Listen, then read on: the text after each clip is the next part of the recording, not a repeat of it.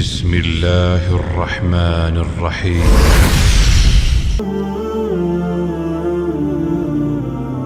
السلام علیکم ورحمۃ اللہ وبرکاتہ۔ سیکھ ہدایہ چینل میں آپ کو خوش آمدید کہتے ہیں۔ دوستوں، ایک بڑی عمر کے صحابی حضرت قبیصہ رضی اللہ تعالی عنہ فرماتے ہیں کہ میں ایک مرتبہ معلم اعظم آقائے دو جہاں صلی اللہ علیہ وسلم کی خدمت اقدس میں حاضر ہوا۔ آپ صلی اللہ علیہ وسلم نے پوچھا، اے قبیصہ، کیوں آئے ہو؟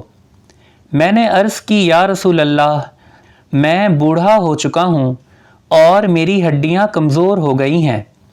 میں آپ کی خدمت میں اس لیے حاضر ہوا ہوں تاکہ آپ مجھے کوئی ایسی بات سکھا دیں جس سے اللہ تعالی مجھے نفع پہنچائے۔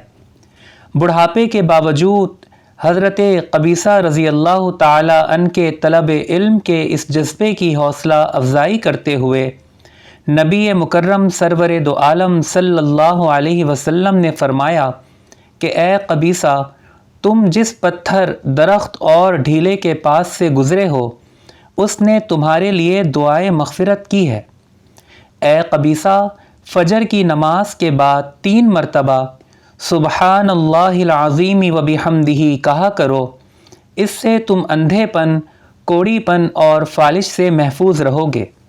رحمت عالم نے مزید ارشاد فرمایا، اے قبیصہ، یہ دعا بھی پڑھا کرو، اللہم انی اسألک بما عندک وافض علی من فضلک وانشر علی من رحمتک وانزل علی من برکاتک۔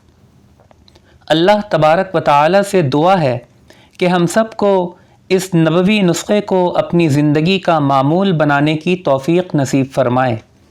اس ویڈیو کو شیئر کرنا اور ہمارے چینل کو سبسکرائب کرنا نہ بھولیں۔ فی امان اللہ، اللہ آپ کا حامی و ناصر ہو۔